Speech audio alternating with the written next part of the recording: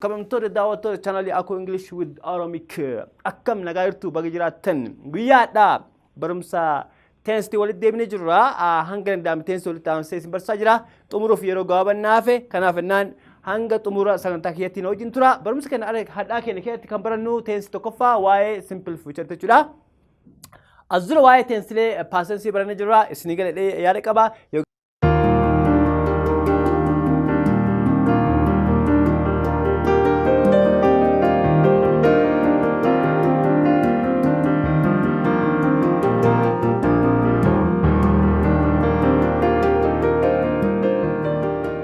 Hello ladies and gentlemen, welcome back to our YouTube channel Aku English with Oromic. I'm Aku from School of American English. My dear sisters and brothers, how you doing guys? You okay? I hope so. You fine?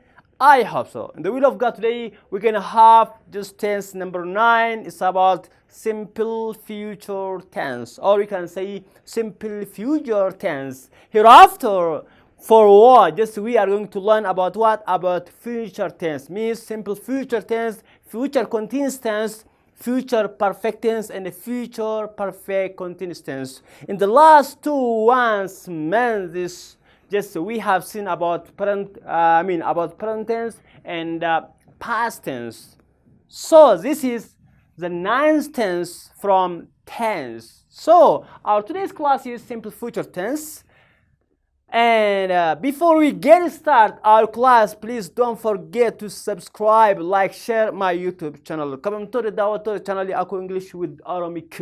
Akkam nagaa jirtu baga jiraattan guyyaadha barumsa tense walitti deebinee jirra hanga danda'ame tense walitti aansee isin barsiisaa jira xumuruuf yeroo gabaabannaafe kanaaf ennaan hanga xumura sagantaa kiyyattiin wajjin tura barumsa kana hadhaa keenya keessatti kan barannu tense tokkoffaa waa'ee simple future jechuudha azura waa'ee tensilee past barannee jirra isinii galee yaada qaba yoo gaafii qabaattan screen irratti lakkoofsni jira daawwattanii gaafachuu hin dandeettan. It is up to you or that's up to you. It's none of my business. Nangal jechuudha isin barsiisa jira yoo isin dhibe immoo gaafachuun mirga keessan. Kanaaf ennaan barumsa keenya hadhatti yoo dabarru barumsa keenya kanadhaa it is about simple future tense. Now let's get start our class by defining what is simple past tense.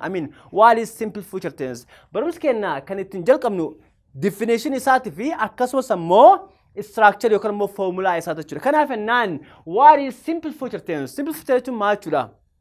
Akkuma gara wanta fuulduratti raawwatamu akkuma maqaa isaa jechuudha. Simple future jechuun it is used. Simple future tense is used or it is used for an action which will happen in the near future. Simple future jechuun tense ta'ee yookaan ammoo gosa tense ta'ee yookaan ammoo gosa action ta'ee kan gara fuulduratti itti raawwatamu yookaan ammoo wanta wayii kan fuulduratti raawwatamu kan ittiin ibsu maalidha? Simple future jechuudha. Kanaaf ennaan is used ni fayyadamna for an action gochaaf which gochi sun ammoo will happen kan raawwatamu in the future gara fuulduratti kan raawwatamu jechuudha. Definition Now let's see structure or the form of simple future tense. The form of simple future tense is, as you can see here, is subject plus will or shall or going to and plus V1 plus object. This is the formula of what? Simple future tense. Kuni formula saati. Formula sa say plus will plus verb 1 plus object. Yokana mo say plus shall or plus verb 1 plus object. Yokana mo say plus going to plus verb 1 plus what? Object. Waluma galatti formula sa say plus will or shall or going to plus what? Plus verb 1 plus object. Kuni formula sa jechuudha. Kanaaf shall len future ibsa, going to len future ibsa, and will len future ibsa jechuudha. Garuu garaagarummaa isaanii ni qabani. Garaagarummaa isaanii faayidaa isaa keessatti laala jechuudha. Kanaaf ennaan now let's see some example. Make example muraasa ilaallu formula isaa wajjin. Tokkoffaa they will take an exam tomorrow. Himi kun future ta'uu isaa wanti ibsu baay'ee tokkoffaa time expression tomorrow bor ta'uu isaa ni ibsa. Lammaffaa ammoo the will auxiliary verb yookaan ammoo helping verb yookaan ammoo model verb kataate akka model verb kafan yeroo baay'ee willing wanti wayii fuulduratti raawwatamu isaa ni ibsa jechuudha. I will go, I will eat, I will just sleep jechuun ni raafaa jechuudha. Gara fuulduratti jechuudha. Kanaaf ennaan they will take an exam tomorrow isaan qormaata bor fudhatan jechuudha. Kanachun gochi kun gara fuulduratti raawwatamuuf deema jechuudha. Example afaan immoo he will go to Adama next week. Inni torbaan dhufu eessa deema? Adaamaa deema jechuudha. Kanaaf jennaan torbaan dhufu ta'uu isaa yookaan immoo fuucharii ta'uu isaa kan ibsu tokkoffaan next week torbaan itti jechuudha.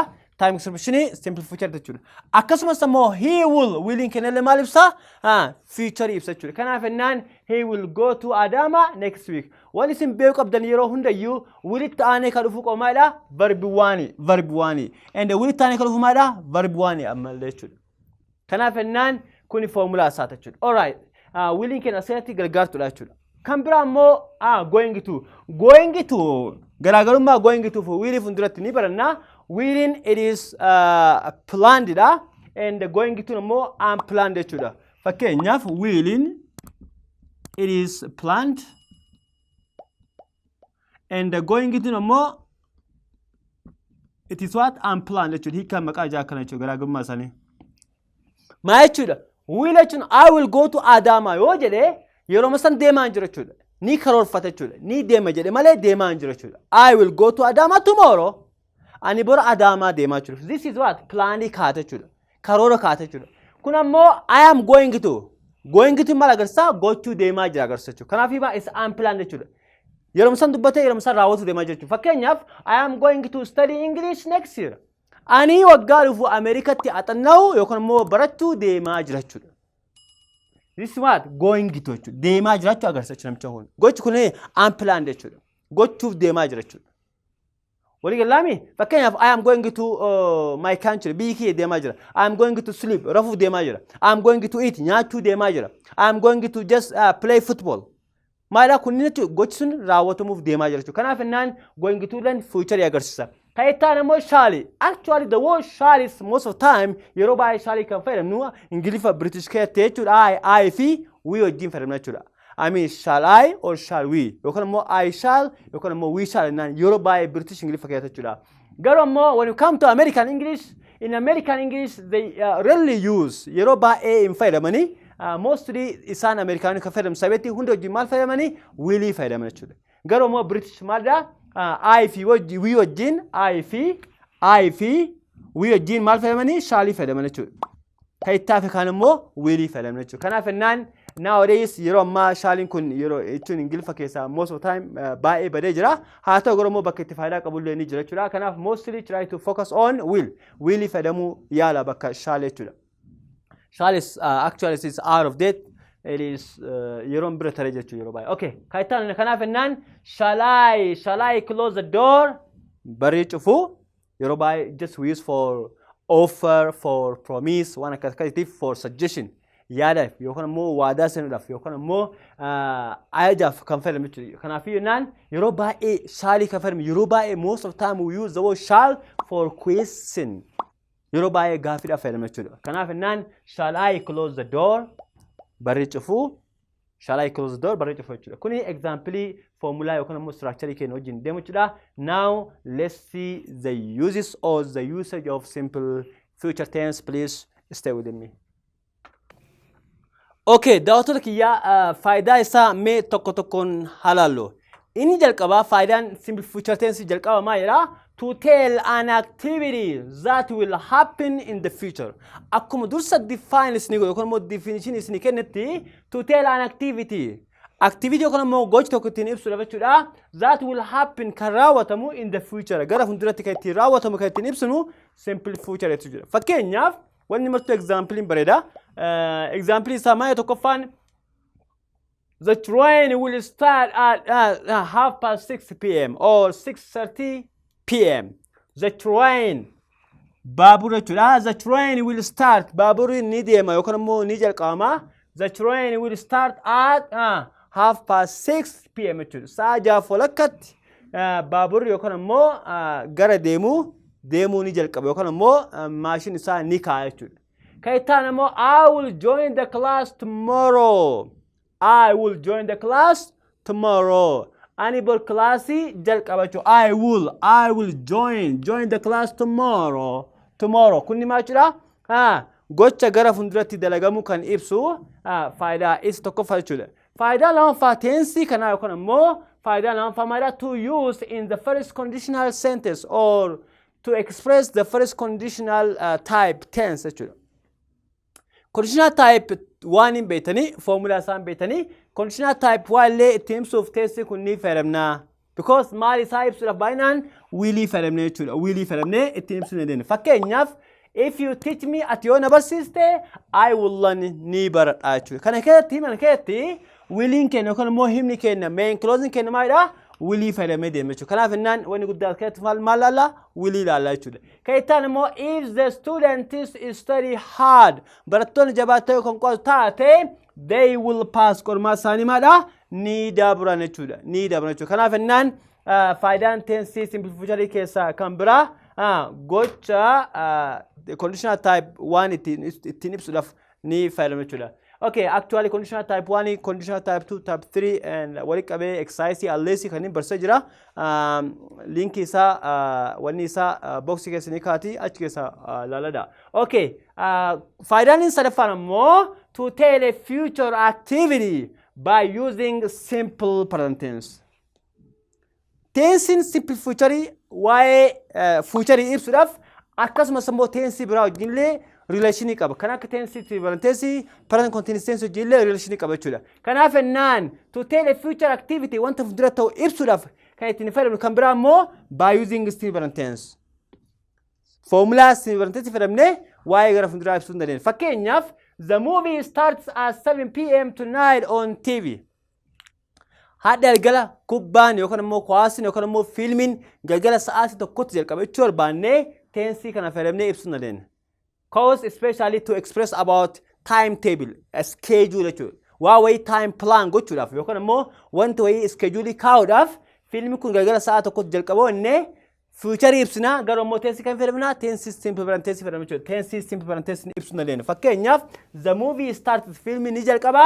at 7 p.m. tonight on TV hadda filmin saati tokkotti galgala TV nan ni dabra jechuudha kaitan mo the bank opens the bank will open jen ni banam jen the bank opens at 8 am banking galgala yookaan mo ganama saalamatti ni banama jechuudha gochira karawatu ganama yookaan mo galgata honda jechuudha kanaaf yennaan simple present tense fayyadamne ibsuna jechuudha kaitan mo the exam starts tomorrow morning qormaanni borjal qabachuu barbaanne tense simple tense fayyadamne ibsuu hin dandeenna maanne the exam starts kuni askeeta maadha willing jechuudha sabetti verb 1 object jechuudha kanaaf naan the exam starts tomorrow morning qormaanni borganama jalqaba gochi kan raawwatamu borganama garuu immoo amma kan ittiin ibsunu tense simple tense yookaan immoo simple future jechuudha kanaaf naan simple tense le ibsuu hin dandeenna don't be stressed don't be confused akka grace in gabbaan jechuudha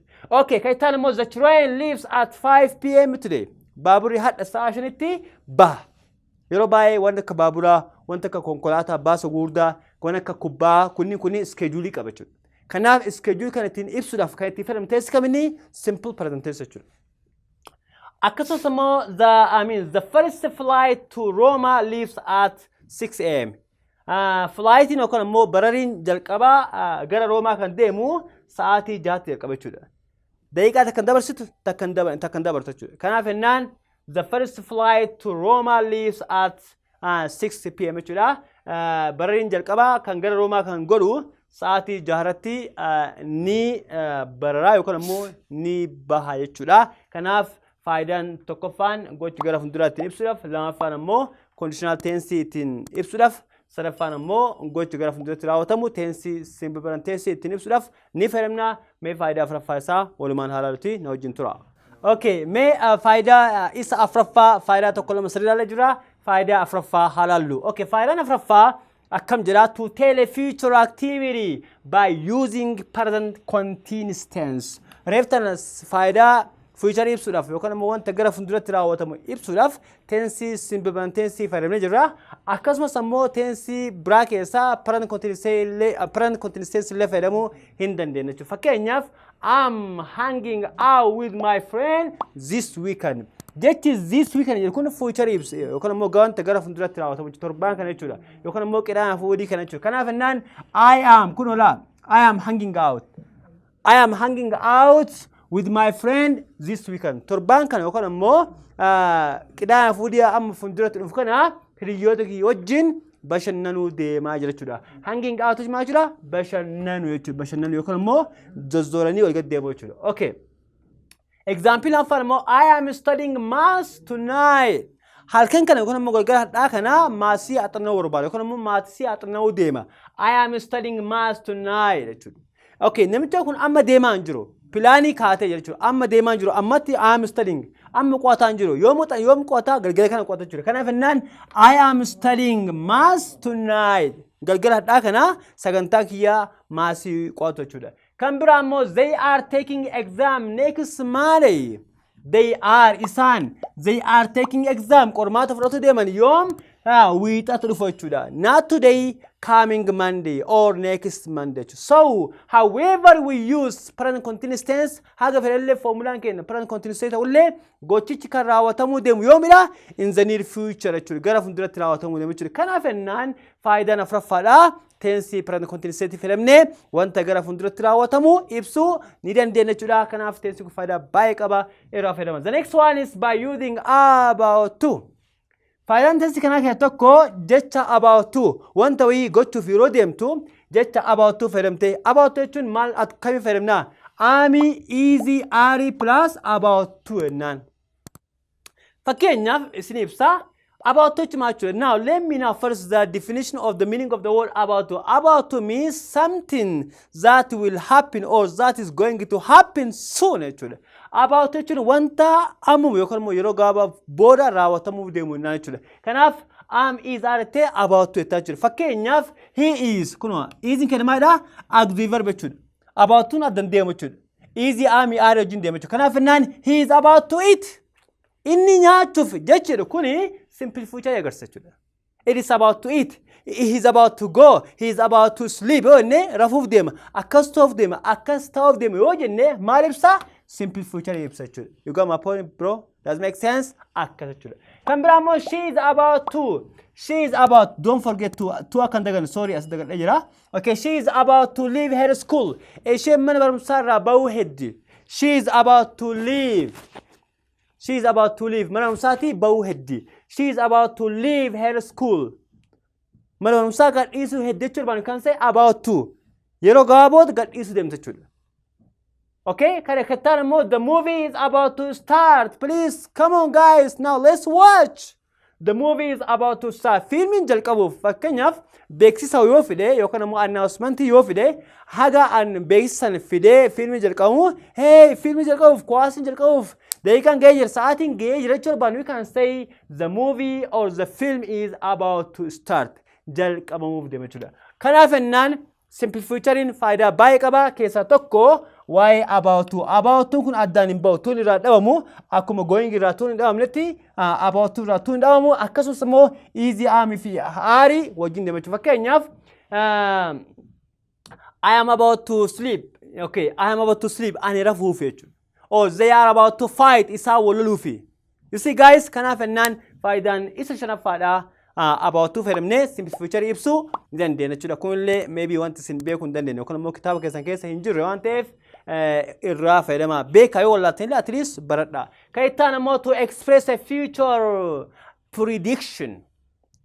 Waa'ee tilmaama gara fuulduraa ittiin ibsuuf illee simple future fayyadamne jechuudha. You know what is prediction jechuudha?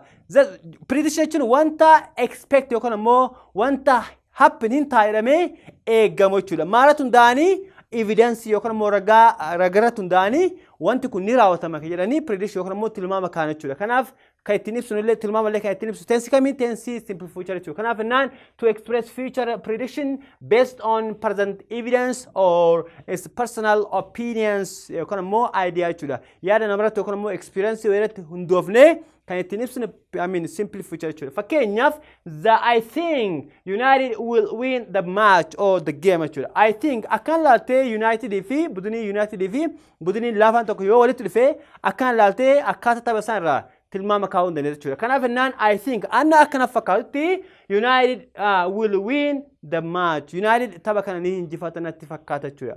Okay, kan ittaan immoo look at those, okay, you can say look at those black clouds. Duumessa gurraacha kana ilaala jechuudha. Duumessa kana samaa ilaalte yoo sagalee garagaraa kennee it is going to rain. Roobuu ni mala jettee tilmaama kaa'uu ni dandeetta jechuudha. Tilmaama kaa'uu ni dandeetta jechuudha. Walumaa galatti fakkeenyaaf taphallee tondaa waan biraallee tondaa walumaa galatti jechuudha. Barataallee cimaa ta'uu isaa yoo ibsi tokkoffaa ba'uu ni mala jechuu dandeetta. Walumaa galatti wanta tilmaamuu yookaan immoo tilmaami keessan ni taatanii yaadan tokko akka ittiin ibsu maalidha? Simple future jechuudha. In general, walumaa galatti daawwattoota kabajamtoota chaanalii kiyya. In general, will, okay? Will, and going to. Yeroo baay'ee waan isin beeku qabdan, going in addan taa'u, going to. Okay? Going ennaan tun ittaanee dhufuun dirqama jechuudha. Okay? Going to are used to talk about what? It's about simple future tense or it's about future tense. Walumaa galatti going in fi willing tense simple future keessatti wanta gara fuulduratti raawwatamuu kan ittiin ibsinu tense kana jechuudha. Kanatti aansinee kilaasii dhumaadha. Waa'ee negative fi affirmative question laalla. Please try to stay with me until the end of my video. All right. Okay, daawwattoota kiyyaa akkuma barate tense dhumarratti wanti nu laallu yoo jiraate jecha akkasumas immoo hima positive negative fi question jechuudha. Because tense hundinuyyuu hima kana yookaan immoo jijjiiraa kan inni qaba. Fakkeenyaaf hima tokko ni goota akkasumas immoo hin gootu gaaffiillee ni ta'a jechuudha. Kanaaf ennaan kunin positive dha akkasii erga immoo negative dha. And kunin immoo question jechuudha. Kanaaf ennaan I will help nama tokkoon akkas si godhachuu barbaadu si gargaarachuu barbaadu you can say I will help. Sin gargaarachuu barbaadu immoo you can say you simply make want. Willing kenna yeroo negative ta'oo will not dha. Gaafa short form ta'oo immoo you can say won't jennaan jechuudha. Won't. This is will not, this is won't jennaan. Akkasuma immoo shall kenna gaafa negative ta'oo you can say shall not. Shall not gaafa short form yookaan immoo abbreviation form ta'oo immoo you can say shan't. Shan't. I shan't ennaan shan't jechuun negative jechuudha. Kanaaf ennaan I will help yoo ta'u negative isaa I won't help sin gargaaru yookaan immoo hin gargaaru. Yoo gaafi kun immoo will I help? Will I help? Gargaaru jechuudha. You can say yes you will, no you won't jettee gootu jechuudha. Kaitaan immoo duplication ta'e jechuudha. Kaitaan immoo we will help ni gargaara. Negative isaa immoo we won't help hin gargaaru. Gaafi immoo will we help? Will we help? Akkuma dursiin time yeroo baay'ee Ingiliffaa British keessatti I fi we kenna kan fayyadamnu yeroo baay'ee shall wajjin yoo sagaleen keenya wajjin deemu dhaabatellee you can say shall I help or you can say shall we help enne fayyadamuu dandeenya rakkoon qabu jechuudha. Hiikaan isaa tokkuma kenna jechuudha. Kan ittaan immoo they will help isaan gargaaranii negative immoo they won't help gaafii immoo will they help gaafidha. Deebiin isaa deebiin kenna maal? Yes they will. Yoo negative immoo no they won't or they will not jechuudha. Marayyuu haala kanaan deebisuu dandeetta jechuudha. Kan ittaan immoo you will help ni gargaarta, you won't help hin gargaartu. Will you help ni gargaarta? Will you help ni gargaarta gaafii jechuudha. Yes I will deebiin kee kayaa yuudha maalidha? You can say this one is yes. Yes I will. Negative ta'e immoo you can say no I won't. Yeroo baay'ee I fi yuun keenya garaagarummaa yookaan immoo reverse dha walii faallaa jechuudha. Yoo ammoo asitti ammoo I will help, I won't help, will I help deebiin isaa yes you will, no you won't jennee haala kanaan deebina jechuudha. Okay, blackboardiin bootaan waan xiqqaateef deebii isaa guutuus ni kennuu dandeenye. Yes no question fuulduratti hin baranna. Kan ittaan ammoo he will help inni gargaara, he won't help inni gargaaru negative qofa godhu jechuudha. Akkasumas ammoo gaafii ammoo will he help in gargaara? Yes he will, no he won't. Yookaan immoo no he will not jechuudha. Will not jechuudha. She will help, she won't help, and will she help? Gargaarti. Kan ittaan ammoo it will help, it won't help, and will it help? Yes it will, no it will. Ne haala kanaan affirmative irraa gara negative irraa gara question yeroo hundayyuu question irratti auxiliary verb keenya eesoona dura oona jechuudha. Yoo ammoo gaafii yookaan immoo WH barbaachisu ammoo you can say why will I help? I mean, why will I help? Animal gargaara. WH question gochuu barbaadde fundura goona as dura senti jira. Why will I help? Animal gargaara. Or you can say why will we help? Nuti maal gargaara. Or you can say why will they help? Isa maal gargaarani yookaan immoo where or you can say more when they will they help? WH word yookaan immoo WH keessanii bakka barbaade dura keetee fayyadamuu hin dandeetta jechuudha. Suni haala saniif sama kan dhumarratti ammoo kilaasii barumsa keenya dhaalumaa kan ta'e future time expression idha. Future time expression gochi tokko yoo makka raawwatamu kan ibsu fakkeenyaaf tomorrow future time expression jechuudha. Next week, coming year, next year, tonight, akkasumas immoo coming Monday, coming Tuesday, coming Friday kunniin future times yookaan immoo expression tense simple future iti. Kanaaf simple future in gaabinaan kana fakkaata yeroo taanu tense future continuous yookaan immoo hanga walitti deemtu hadhaaf barumsa kiyyaa kana fakkaata naganna turaasan barbaada. Love you all and channel keenya akkuma duraanii subscribe, like, share gochuun yeroo hundayyuu yaada keessan ilaalcha keessan haa ta'u. And please don't forget to leave a comment on the screen or on the comment area. Commentii naaf kennullee akkasumas immoo gaafii gaafachuullee like illee yeroo viidiyoo ilaaltan takkitti like godha. Namni viidiyoo ilaalu hundiyyuu like gootu malee callisee ilaaltee bira hin dabarin. Isin barbaada. That's all. Bye. Love you all.